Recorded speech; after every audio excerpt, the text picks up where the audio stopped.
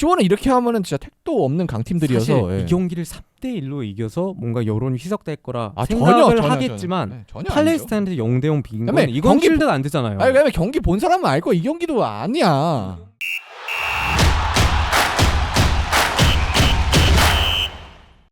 본 영상은 팟빵 해축팬에서 즐기실 수 있습니다.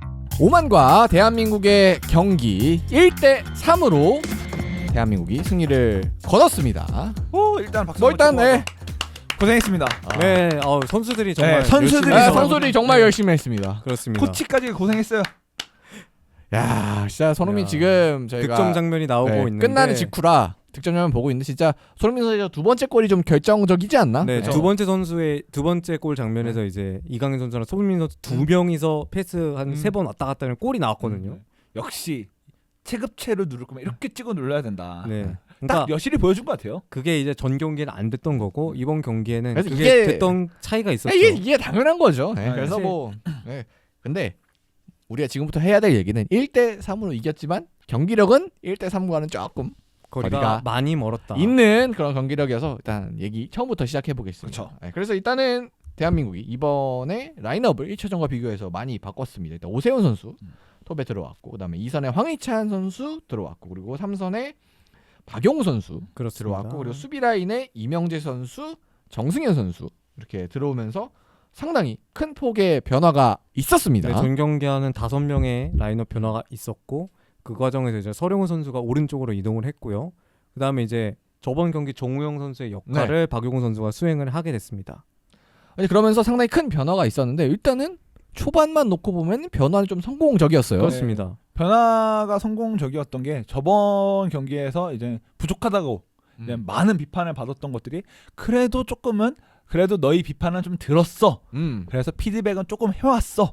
이 정도 수준으로 해서 조금은 보완된 이제 전투적 움직임을 보여줬어요. 네, 어쨌든 저번 경기 지적받았던 게 정말 U자 빌드업의 전형을 보여주면서 중원 활용이 전혀 안 되는 모습을 보여줬거든요. 그리고 이번 경기 히트맵을 보면은 이제 저번 경기보다 확실히 선수들이 중앙에 많이 들어와서 활동을 많이 해줬고 그 전개 과정이 황희찬 선수의 골까지 이어졌던 것 같습니다. 맞습니다. 그래서 일단은 초반부터 우리가 득점이 나오면서 오늘 쉽게 가겠다. 그다음에 뭐 전술적 그렇습니다. 변화도 성공적이었으니까 그래도 홍명보 감독의 평가가 올라가는 게 걱정이 되긴 하지만 좀 편하게 가겠다라고 생각이 네, 드는데 어쨌든 뭐 한국 네. 입장에서는 월드컵을 가야 되니까요. 그쵸. 가긴 가야죠. 그게 네. 이제 첫 경기에서 진짜 어떻게는 이겼으면은 뭐 이 경기 비기거나 상관이 없는데 첫 경기를 비겨버렸잖아요.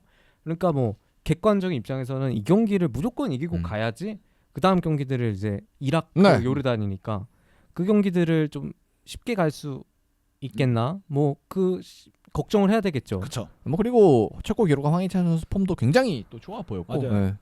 뭐 여러 가지 좋은 점들이 많았는데 근데 그 좋은 점들은 딱 25분 정도까지만 이어졌고 그 다음에는 정말 호러쇼가 펼쳐지기 시작했습니다. 전반전에. 한번 이제 오만에게 좀 뚫리다 보니까 딱 그게 기점이 된 게 김민재 선수가 지워진 시점부터 네. 그 오만 공격에 혈이 뚫렸다고 해야 될까요? 오만이 뭔가 잘 풀어 나가더라고요. 네. 이게 좀 뭔가 뭐 전반적으로 이제 경기 내내 그랬지만 오만이 공을 키핑해서 그 키핑한 상태에서 이제 계속해서 이제 볼 돌리는 지키는 플레이가 너무 좋다 보니까 결국은 이제 대한민국이 거기서 이제 그 오만의 공격을 끊어내지 못했죠. 잘. 네. 그 과정에서 이제 한국이 계속 역습을 내줬고 그러면서 이제 전반 25분부터 계속 밀리기 시작했죠. 매치 도미넌스를 살펴봐도 전반 25분부터 밀리는 경기력이 잘 드러나 있고 그 과정에서 이제 측면에서 프리킥 찬스를 내줬고 그 프리킥 찬스가 이제 실점으로 바로 네. 이어지고 말았습니다. 네. 그래서 일단은 오만이 좀 세트피스에 강점이 있다는 건 여러 경기들을 통해서 익히 알려진 사실이고 그다음에 오늘은 조금 다른 선수가 프리킥을 차면서 좀 다른 패턴 이렇게 준비하면서도 득점이 나왔습니다. 그래서 뭐 기록은 정승현 선수의 자책골 기록이 되긴 했지만 뭐 정승현 선수의 실책이라고 보기는 어렵고 그냥 오만의 킥이 좀 좋았죠 그건. 네. 네, 오만의 킥이 좀 좋았던 것도 있지만 그 과정에서 좀 세트피스 수비에 좀 아쉬움이 좀 느껴진다고 해야 될까요? 좀 아쉬움이 있었죠. 네, 설명 더 해주시죠. 그때 뭐 수비 진영이 조금 좀 애매했다라는 그러니까 얘기를 해주셨는데 보통 이제 오른발 키커가 차면은 그 공이 안쪽으로 들어서 그쵸. 들어오니까 좀 멀리 떨어져 있는 게 정상이에요. 네. 골문과 멀리 떨어져서 오프사이드 라인을 유지를 하면서 수비를 하는 게 정상인데 너무 골문에 붙어 있어서 수비진의 자책골이 나왔다 이렇게 볼 수밖에 없거든요. 그러니까 결론적으로는 이제 세트피스 전술 대응의 좀 미스라는 말씀이시네요. 네, 그게 이제 오른발 왼발 키커가 그 오만 팀에 있었는데 사실 그 전 경기에서는 거의 왼발 키커가 처리했던 자리거든요. 그렇죠. 그래서 그 왼발 키커를 기준으로 뭔가 세트 피스를 측정한 것 같은데 오른발 키커가 딱 자리에 있으면은 또 그거에 따라서 또 따라 전술을 구성해야 되지 않았나라는 세부적인 전술 지침에 대한 아쉬움이 남아 있는 것 같아요.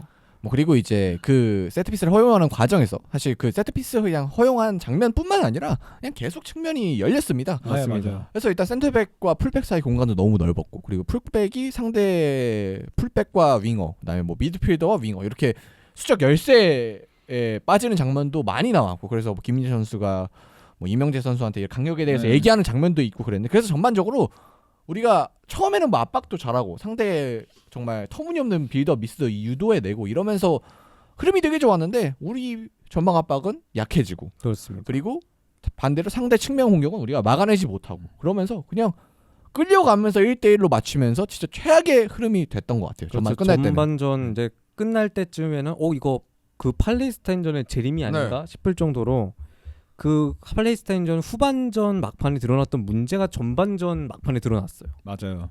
그리고 전반적으로 이제 수비 대응을 갖출 때도 4-4-2 대응을 쓰면서 썼는데 이게 전방 압박까지 같이 돼야지 그 4-4-2라는 전술의 효과가 나타나는데 이게 밀리는 시점부터 압박을 못하다 보니까 결국 이게 쭉 밀렸던 게 좀 아쉬웠어요. 이거는. 이게 우리가 아시안컵 요르단전에서도 많이 나왔던 건데 이렇게 쭉 밀리다 보면은 공격수가 내려오게 되고 그쵸. 공격수가 내려오게 되면 우리가 볼을 잡아도 상대의 뒷공간을 파고들 수가 없고 그래서 이제 수비수들이 공을 잡고 어쩔 줄 몰라 하다가 이제 다시 뺏겨서 뭐 그냥 또 다시 우리 진영의 수비를 또 해야 되고 뭔가 이게 많이 그러니까 오만이 경기를 점유율까지 쭉 지배한 건 아니지만 그래도 이런 장면들이 몇 개 나오면서 전반적으로 이제 경기의 주도권 자체는 오만한테 있었다. 전반 후반만 놓고 보면은 그렇게 봐야 될 거고 그래서 홍명보 감독이 전후반 사이 하프타임에 어떤 변화를 줄지가 좀 주목이 됐습니다. 근데 사실 저는 과연 전후반 사이에 뭘 지시를 했을까 궁금해요. 네, 저도 일단 후반전 시작되고 뭔가 변화가 있을 거라 생각을 했는데 근데 교체는 없었습니다. 네, 교체는 교체 없었습니다. 없었고 그 전술 기조가 계속해서 이어져 갔던 게 사실입니다. 그 이제 포르투갈 그 전술 코치분이시죠. 그분이 얘기하기 전까지 피드백이 없었던 것 같아요. 뭔가 좀 전술에 대한 얘기나 이런 것에 대한 얘기가 없이 계속 후반전 시작에 이어져 왔고 그 문제가 계속해서 드러났었죠. 그 과정에서 좀 위협적인 찬스를 좀 내주기도 했고요. 뭐 후반 초반까지는 그래도 조금은 다시 좀 정신 차리면서 지키는 모양새가 이어졌는데 좀 더 빨리 왔어요. 그 타이밍이 오만이 다시 한번 또 지배하는 타이밍 한 60분 네. 되면서 다시 한번 오만의 페이스로 넘어가긴 했거든요. 그러면서 우리가 결국은 뭐 후반전에 변화된 게 없고 그냥 똑같이 전반 후반이랑 같이 그냥 역습 당하고 측면 공략 당하고 진짜 큰 위기도 있었어요. 네, 큰 위기도 많이 있었고. 혹시 그거 컵백 장면에서 그냥 조금만 네, 공격수가 발만 빨리 딱 침투했으면 들이댔으면은 뭔가 들어갈 수 있는 장면도 있었고 위기를 많이 내줬던 게 사실입니다. 네. 후반전에도. 뭐 결과적으로는 이제 전반전에 나왔던 문제점들을 결국은 이제 피드백하지 못했다. 이거를 다시 잡고 갔어야 하는데 잡지 못하고 플랜 A를 그대로 이어오는 이제 조금은 아직까지 뭐 합을 맞춘 지 얼마 안 돼서 그랬다고 하기에는 살짝 애매한 부분이 좀 많이 보였습니다. 네, 이제 그 과정에서 피드백이 이제 후 60분쯤에 들어갔죠. 그쵸. 이제 박용우 선수를 이걸 뭐 스위퍼처럼 내리고 네. 3백으로 바꿔라라고 홍명보 감독이 손가락 네. 3을 들고 지시를 했죠. 그 뒤로 이제 3백으로 바꿨는데 저는 그럼에도 불구하고 큰 변화가 없었다고 생각해요. 그리고 사실 그 장면에 조금 의문이 있는 게 사실 그 3백 지시를 하기 전에 선수 교체가 있었습니다. 그래서 황문기 선수랑 이재성 선수 네. 투입이 되고 이제 오세훈 선수가 빠지고 이제 서령훈 선수 빠지고 이렇게 갔는데 그래서 결국 중요한 변화는 오세훈 선수가 빠지고 이재성 선수가 들어가면서 황희찬이 톱으로 올라가고 그쵸. 이런 변화가 있었는데 근데 가만히 좀 한 1, 2분 동안 가만히 있다 갑자기 홍명보 감독이 3을 펼치더니 3백으로 변화했단 말이에요. 그래서 근데 정상적인 전술 지시 시스템이라면 교체랑 함께 네. 이제 바뀌는 게 맞거든요. 맞아요. 근데 왜 그랬을까도 약간 의문이고 그리고 심지어 그 3백으로 바꾼 다음에도 우리가 한 건 센터백에 그러니까 특히 김민재 선수 오른쪽으로 좀 변화가 되면서 오른쪽 김민재의 전진 그리고 그로 인한 오른쪽에서 뭐 크로스 네, 왼쪽에서도 뭐 크로스 이런 게 나왔는데 오세훈을 빼고 크로스를 올린다? 사실 톱 자리에 이제 손흥민 선수나 황희찬 선수가 있었을 때 크로스를 올리면 딱히 그렇게 효율이 또 많이 떨어지긴 하죠. 그쵸. 뭐 심지어 이제 그 장면에서 크로스를 올렸는데 중앙에 선수가 아무도 없는 경우. 그러니까 말 그대로 울산에서 나오는 묻지마 크로스. 네. 그런 장면이 너무 많이 나왔던 것 같아요. 뭐 그렇게 하다 보니까 이제 측면을 파고 들었어도 이제 위협적인 장면이 하나도 안 나오게 되는 거죠. 맞습니다. 그러니까 뭐 대강인의 차력쇼 진짜 몇 명 다 뚫고 패스 주고 뭐 이런 게 그다음에 뭐 혼자 만들어 슈팅 때리고 이런 게 있었습니다만 사실 그 전술적 그게 아니잖아요. 네, 거의 뭐 개인 기량으로 만들어낸 게 있었고 결국 그 개인 기량으로 골을 만들어냈습니다. 그렇죠. 이강인과 손흥민의 네. 해줘. 네, 괘씸하죠. 네, 해주겠다. 이게 사실 울산에서도 똑같이 많이 드러났던 문제점인데 이렇게 축구 안 풀릴 때 울산에는 이제 박호와 같은 선수가 이런 식으로 골을 넣어주거나 도움을 해주거나 이렇게 개인 기량으로 풀어가는 경우가 많았습니다. 그래서 이 경기에서는 이강인과 손흥민이 그 역할을 해준 그러니까 거죠. 그래서 3백으로 바꾼 다음에도 우리의 답답한 공격 그리고 상대의 날카로운 역습 진짜 우리 그거 황문희 선수 들어가자마자 끊기고 네, 맞아요. 그 역습에서 진짜 망할 뻔했어요. 네, 그거 진짜 정말 위험한 장면이 많았죠. 그렇게 어려운 장면들이 많았고 뭐 결국 이제 손흥민 선수, 이강인 선수 좋은 활약 해주면서 뭐 골은 진짜 대단했고 멋있긴 했는데 그 득점으로 가는 과정이 감독이 적절한 변화를 통해 뭔가 의도해서 만든 게 아니라 그냥 차력쇼. 네, 손흥민 해줘 딸깍. 그러니까 두 천재가 만들어낸 네. 거예요. 그냥 두 명이서 주고 받으면서 중앙에서 결국 슈팅 찬스를 만들어냈고 그거를 손흥민 선수니까 가능했던 득점이었다고 생각해요. 그리고 결과적으로는 뭐 여지까지 뭐 했던 말을 그대로 하는 거지만 홍명보가 플랜 A로 들고 온 거에서는 위협적인 장면이 단 한 번도 나오지 않았어요. 하나 나왔어요. 황희찬 선수 득점까지 네, 제가 인정할 수 있어요. 그래서 한 20분 동안은 플랜 A 좋았습니다. 플랜 그건 A- 뭐 인정할 건 인정하고 그럼 가야죠. 플랜 네. A 다시 정도 된다고 생각해요. 네. A 다시는 괜찮았는데 효과가 25분까지였어요. 아, 그러니까 너무 미비했어요 그 효과가. 네, 그리고 그 울산 경기를 많이 팔로우하시는 분들은 아시겠지만 그 문제점이 안 고쳐지고 있어요. 결국 그러니까 이 뭐 경기에도 30분 정도 좋고 그다음에 안 좋아지고. 네, 이 경기에도 그대로 드러났어요. 결국 그래서 전술적인 아쉬움이 있었다는 점은 우리나라가 3대1 승리를 했지만 부정할 수는 없는 사실이에요. 그리고 이제 3백 얘기 조금 더 해보자면 3백 네. 이제 방영 선수 내리고 변화 준 이후에 이 자리를 바꿨어요. 이 정승현 선수가 왼쪽으로 가고 네. 김민재 선수가 오른쪽으로 가서 높이 전진하고 이런 게 있었는데 이것도 이게 정승현 선수가 왼쪽으로 가면 진짜 답이 없거든요. 이 선수 왼발도 그러니까 원래 빌드업도 뭐 그렇게 좋은 선수는 아니고 그다음에 왼발도 잘 못 쓰는 선수고 그래서 문제가 있고 그리고 결국 김민재가 올라가면 뒤에 누가 남겠습니까? 박용우랑 지금 정승현이랑 남잖아요. 네. 그렇죠. 근데 이 선수들이 뒷공간 커버의 장점이 있을까요? 발이 윙백도 올라갔는데 지금 지금 좋다고 볼 수 없는 윙백도 선수들이기 지금 때문에 올라갔는데 그래서 진짜 그때 한번 이제 아까도 김민 선수가 말씀드린 올라갔을 때 한번 큰이 끊겼던 있었어요. 있었고 진짜 그래서 많아요. 뒷공간을 내줬던 찬스가 있었죠. 그래서 이게 음. 결국 유럽에서 많이 쓰는 전술이잖아요. 이런 식으로 네, 센터백 올리는 거. 가짜 3백을 놓고 센터백을 올리는 전술이 가끔 나오는데 이게 리스크가 있는 전술인 건 맞고 그리고 김민재 선수가 이런 전술엔 잘 들어맞아서 3번 써봤다라는 건 맞는데 결국 아쉬울 수밖에 없을 것 같아요. 결국 그래서 저는 네. 결국 이제 센터백 한 자리를 찾아야 된다는 네. 생각이 이제 들기 시작했습니다. 그래서 뭐 정승현 선수가 이번에 선택을 받았고 지난번에 뭐 김영권 선수 나오고 했지만 결국 두 선수 모두 확실한 약점이 솔직히 좀 드러났고 지금 네. 낙제점이라고 생각해요. 둘 다 결국 경기에서 보여준 그렇죠. 걸로 생각을 네. 해서는 아쉬운 모습이 있었고 특히 정승현 선수는 오늘 자책골까지 오늘 그 자책골까지 기록을 하면서 뭔가 국가대표팀 경기 나올 때마다 뭔가 실수나 이런 네. 게 한두 번씩 나오는 게 네. 김민재 선수의 파트너로는 아쉽다라는 생각이 들어서 센터백 한 자리는 대한민국 국가대표팀이 찾아야 된다고 생각해요. 뭐 그리고 이제 이거는 감독 탓을 할 수는 없을 것 같고 맞아요. 센터백 한 자리의 아쉬움은 분명히 네, 남을 것 선수를 같아요. 찾아야죠 이제. 네. 그렇죠.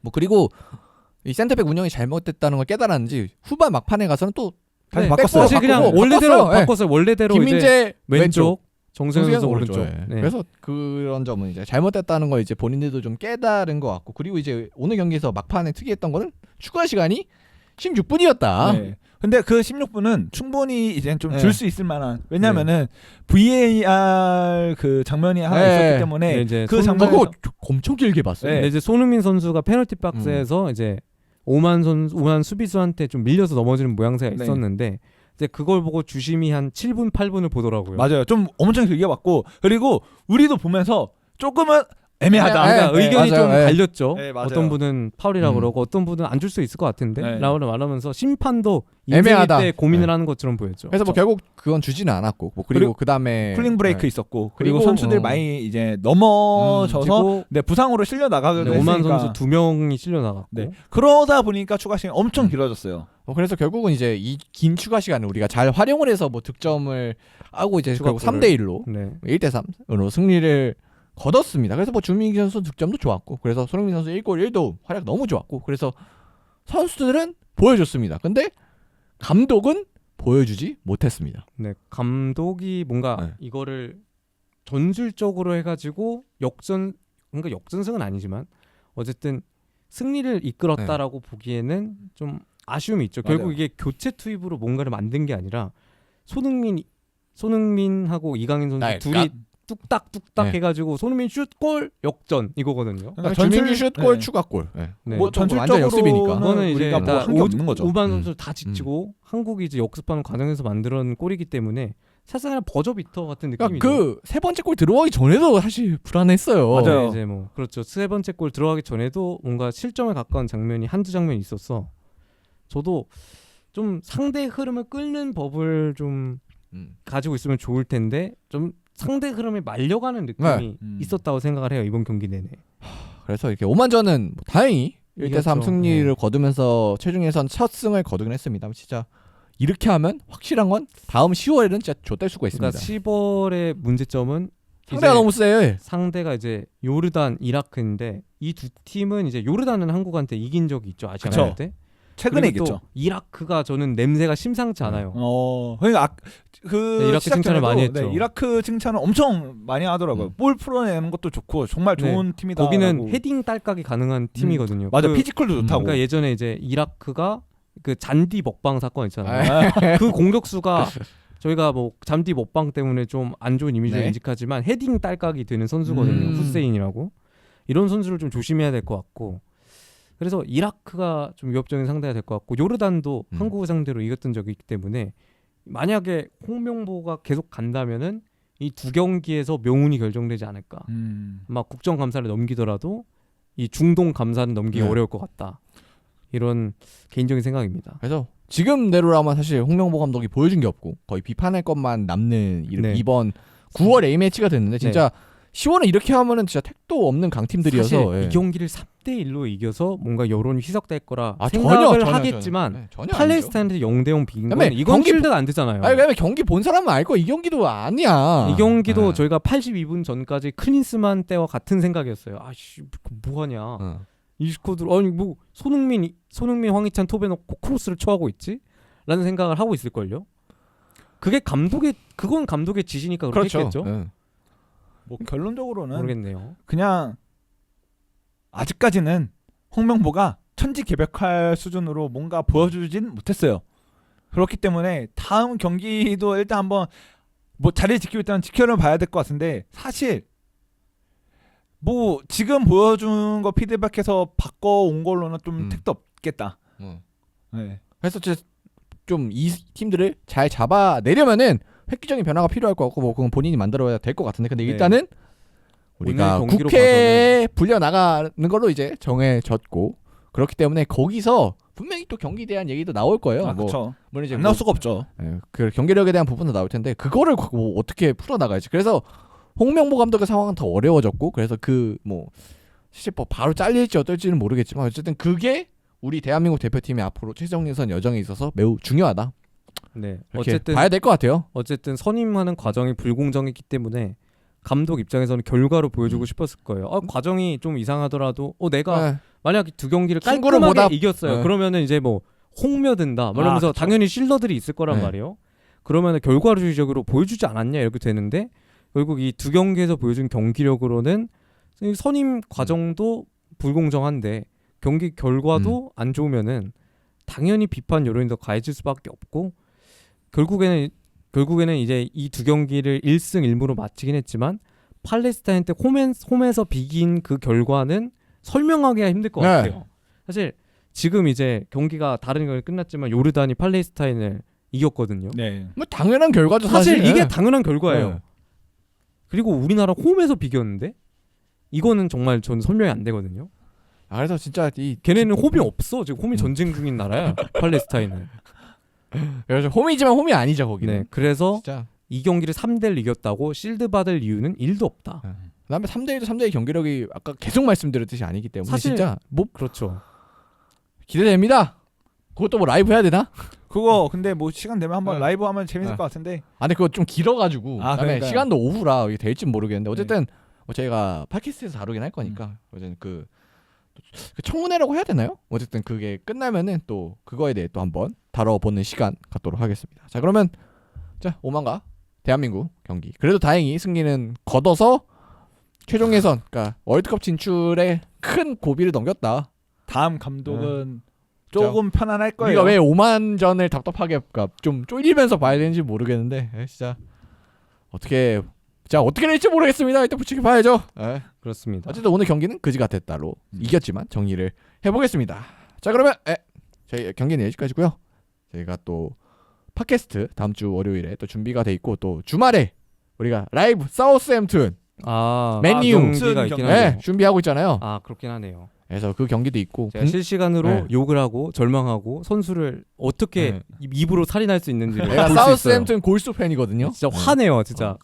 저는 이 경기는 좀 분노를 자제했던 편이었는데 그 경기는 진짜 화낼 수도 있어요. 자 그렇기 때문에 그 경기 또 라이브로 저희가 하니까요. 이제 주말에 욕을 자제하려고 하고 또 있어요. 라이브에 많이 찾아와 주시면 감사하겠습니다. 자 그럼 저희 여기서 물러가고요. 일단 답답한 경기 보시느라 고생하셨고요. 일단 오늘 또 손흥민 선수의 멋진 골. 득점으로 좀 위안을 얻으시길 바라겠습니다. 자 그럼 저희 물러가도록 할게요. 감사합니다. 감사합니다.